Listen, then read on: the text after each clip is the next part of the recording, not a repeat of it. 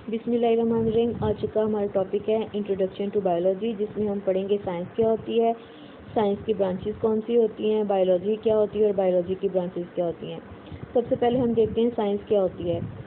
ऐसी स्टडी जिसमें हम ऑब्जर्वेशंस करते हैं, एक्सपेरिमेंट करते हैं और उनकी बेस पे कंक्लूजन्स बनाते हैं अपने नेचर को अंडरस्टैंड करने के लिए कि हमारा नेचर जो है वो किन प्रिंसिपल पे बेस करता है। ठीक है, पुराने वक्तों में क्या होता था, कोई भी साइंटिफिक इंफॉर्मेशन होती थी वो एक ही हेड में फॉल करती थी, उसे हम साइंस कहते थे। But with the passage of time जो साइंस है उसको कैटेगराइज किया गया बायोलॉजी में, फिजिक्स में, केमिस्ट्री में और मैथमेटिक्स में। आज हम जो पढ़ेंगे वो है बायोलॉजी। बायोलॉजी क्या होती है और उसकी ब्रांचेस कौन कौन सी होती हैं।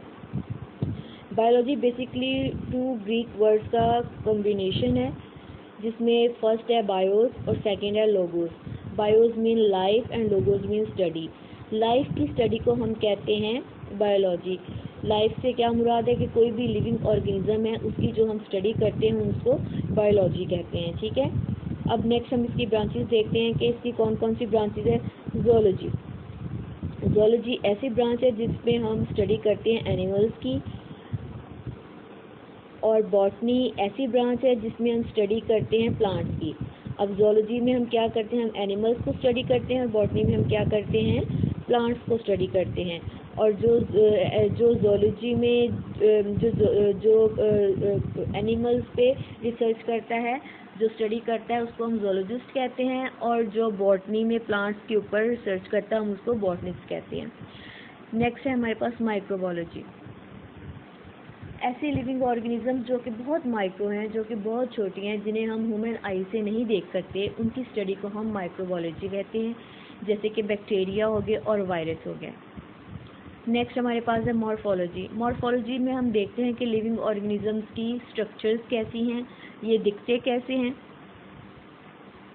और उसके बाद आ जाती है हमारे पास एनाटॉमी। एनाटॉमी हमने अब ये देखते हैं कि जो लिविंग ऑर्गेनिज्म है इनके इंटरनल स्ट्रक्चर्स हैं वो किन चीज़ों पे मुश्तमिल हैं, वो जब उनको इंसेक्ट किया जाता है तो उनकी अंदर से साख्त कैसी है। हिस्टोलॉजी आ गई। उसके बाद हमारे पास हिस्टोलॉजी में हम क्या करते हैं, हम टिश्यूज़ की स्टडी करते हैं। और टिश्यूज़ क्या होते हैं, ये सेल से मिलके बनते हैं। और सेल्स क्या होते हैं आपको अच्छी तरह से पता है, किसी भी लिविंग ऑर्गेनिजम्स की जो फंक्शनल यूनिट है उसको हम सेल कहते हैं, और सेल मिलके बनाते हैं टिश्यूज़। टिश्यूज़ डिफरेंट टाइप्स के होते हैं। सॉफ्ट टिश्यूज़ होते हैं जो कि हमारे स्टमक में पाए जाते हैं। उसके बाद कार्डियक टिश्यूज़ होते हैं जो कि हमारे हार्ट में पाए जाते हैं। और स्केलेटल टिश्यूज़ जो होते हैं हमारे मसल्स में पाए जाते हैं। नेक्स्ट ब्रांच है सेल बायोलॉजी। सेल बायोलॉजी जैसे कि नाम से ही जाहिर है, इसमें हम स्टडी करते हैं कि एक जो सेल है उसकी स्ट्रक्चर्स कैसी है, उसकी फंक्शन कैसी है, और उसके अंदर जो डिफरेंट पार्ट्स हैं वो किस तरह के हैं। इसकी स्टडी को हम कहते हैं सेल बायोलॉजी। फिजियोलॉजी, इस ब्रांच में हम ये स्टडी करते हैं कि हमारी लिविंग ऑर्गेनिजम्स के जो डिफरेंट पार्ट्स हैं वो किस तरह ऑपरेट करते हैं, वो किस तरह फंक्शन करते हैं। लाइक लिवर कैसे काम करता है, ब्रेन कैसे काम करता है, दिल कैसे काम करता है। Next is genetics. जेनेटिक्स क्या है, study of genes and their role in inheritance.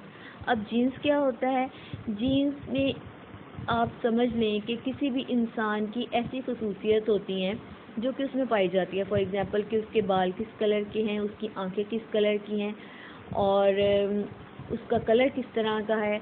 और ये जब एक बंदे से दूसरे बंदे में ट्रांसफ़र होती है तो इसको हम इनहेरिटेंस कहते हैं। फॉर एग्जांपल कि अगर एक बंदा है, उसकी आइज़ ब्लैक है और उसकी शादी कर दी जाती है ब्लू आइज़ वाली लड़की के साथ, तो उसके जो बच्चे होंगे उनकी आइज़ का कलर ब्लू होगा या ब्लैक होगा। और अगर उनके बालों के कलर डिफरेंट है दोनों मियाँ बीवी के, तो बच्चों के आगे बाल किस तरह के होंगे। इस सारी स्टडीज़ को हम जेनेटिक्स कहते हैं। जेनेटिक्स में हम ये भी स्टडी करते हैं कि अगर पेरेंट्स में कोई बीमारी पाई जाती है तो वो आगे बच्चों में भी पाई जा सकती है। ये होती है जेनेटिक्स। नेक्स्ट है हमारे पास एम्ब्रियोलॉजी। एम्ब्रियोलॉजी में हम बेसिकली एम्ब्रियो की स्टडी करते हैं, एम्ब्रियो की डेवलपमेंट से लेके उसके एक न्यू इंडिविजुअल बनने तक की स्टडी को हम कहते हैं एम्ब्रियोलॉजी। अब एम्ब्रियो क्या होता है, जब मेल और फीमेल सेल्स आपस में मिलते हैं तो जाइगोट बनता है। जाइगोट मज़ीद जब आगे जब डिवेल्प होता है तो उसको एम्ब्रियो कहते हैं, और एम्ब्रियो आहिस्ता आहिस्ता डिवेल्प होकर एक पूरा इंडिविजुअल, एक पूरा इंसान बना देता है। इसको हम कहते हैं एम्ब्रियोलॉजी। उसके बाद आ जाती है हमारे पास टेक्सोनोमी। टेक्सोनोमी में हम क्या करते हैं, हम लिविंग ऑर्गेनिजम्स की क्लासिफिकेशंस करते हैं, उनको ग्रुप्स में, सब ग्रुप्स में कैटेगराइज करते हैं और उनके नाम रखते हैं। बेसिकली साइंटिफिक नेम रखे जाते हैं लिविंग ऑर्गेनिजम्स के, जैसे कि इंसान का जो साइंटिफिक नेम है वो होमो सैपियंस है, ठीक है। इसी तरह जो रोज़ है उसका भी डिफरेंट नेम है, अनियन है उसका डिफरेंट नेम है, हर किसी का एक डिफरेंट नेम है जो कि साइंस की लैंग्वेज में पहचाना जाता है। नेक्स्ट हमारे पास आ गई है पैलेंटोलॉजी। पैलेंटोलॉजी में क्या होता है, हम फॉसिल्स की स्टडीज़ करते हैं। अब फॉसिल्स क्या होते हैं, जो भी लिविंग ऑर्गेनिजम्स जब मर जाते हैं तो उनके जो बाकियात रह जाते हैं वो किस तरह डीकम्पोज होते हैं और उनकी डीकम्पोजिशन से क्या चीज़ें बनती हैं और उसका इन्वायरमेंट पे क्या असर होता है, इसको पैलेंटोलॉजी कहते हैं। नेक्स्ट हमारे पास है इन्वायरमेंटल बायोलॉजी। इन्वायरमेंटल बायोलॉजी क्या होती है कि किसी भी लिविंग ऑर्गेनिज्म का अपने इन्वायरमेंट के साथ इंटरेक्शन जो है वो इन्वायरमेंटल बायोलॉजी कहलाता है। नेक्स्ट हमारे पास है सोशियो बायोलॉजी। सोशियो बायोलॉजी में हम डील करते हैं कि सोशल बिहेवियर कैसा है एनिमल्स का अपनी सोसाइटी के साथ। बेसिकली इंसान जो है वो भी एक एनिमल ही कंसीडर किया जाता है साइंस में। तो बेसिकली ये ह्यूमन का बिहेवियर जो है वो किस तरह का होगा अपनी सोसाइटी में, या एनिमल का बिहेवियर कैसा होगा सोसाइटी में, वो सोसाइटी में लोगों के साथ किस तरह इंटरेक्ट करता है, इसको हम कहते हैं सोशियो बायोलॉजी। नेक्स्ट हमारे पास आती है पैरासाइटोलॉजी। ऐसी बायोलॉजी की ब्रांच जो कि स्टडी करती है पैरासाइट्स की, इसको हम कहते हैं पैरासाइटोलॉजी। अब पैरासाइट्स क्या होते हैं, पैरासाइट ऐसी लिविंग ऑर्गेनिज्म होती है जो कि किसी दूसरी लिविंग ऑर्गेनिज्म के ऊपर रहती है, उससे अपनी खुराक हासिल करती है और बदले में उसको ही नुकसान पहुंचाती है, इसको कहते हैं पैरासाइटोलॉजी। इसकी एग्जांपल है जी वायरस, जो कि इंसान के अंदर आते हैं और उनसे ही फीड लेते हैं और उनको ही बीमार करते हैं। उसके बाद आ जाती है हमारे पास बायोटेक्नोलॉजी। बायोटेक्नोलॉजी क्या है, it deals with the practical application of living organism to make substances, के लिविंग ऑर्गेनिजम्स के ऊपर ये एक्सपेरिमेंट करते हैं और सब्सटेंसेस बनाते हैं, चीज़ें बनाते हैं फॉर वेलफेयर ऑफ मैनकाइंड, इंसानियत की वेलफेयर के लिए बनाते हैं। फॉर एग्जांपल डिफरेंट टाइप्स के ये फूड टेक्निक करते हैं या डिफरेंट टाइप्स की एक्सपेरिमेंट करते हैं जिससे कोई ऐसी चीज़ ये बना सकें जो कि इंसानों के लिए और एनिमल्स के लिए अच्छी हों। उसके बाद है इम्यूनोलॉजी। इम्यूनोलॉजी क्या होती है जी, इम्यून सिस्टम की स्टडी को हम कहते हैं इम्यूनोलॉजी। अब इम्यून सिस्टम क्या होता है ये भी मैं आपको बता देती हूँ।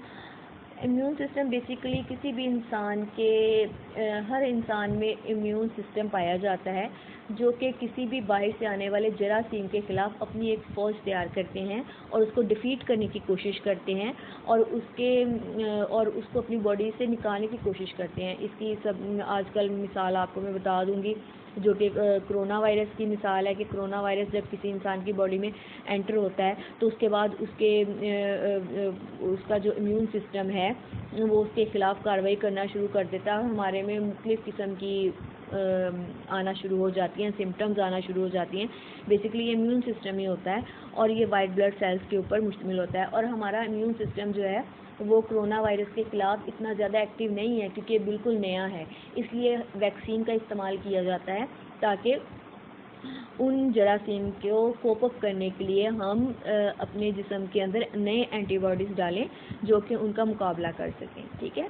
उसके बाद है जी एंटोमोलॉजी। एंटोमोलॉजी में जी बेसिकली स्टडी ऑफ इंसेक्ट होती है कि हम हशरात के ऊपर स्टडी करते हैं, कीड़े मकोड़ों पे स्टडी करते हैं जिनमें काकरोच आ जाता है, मक्खी आ जाती है और चूंटी आ जाती है।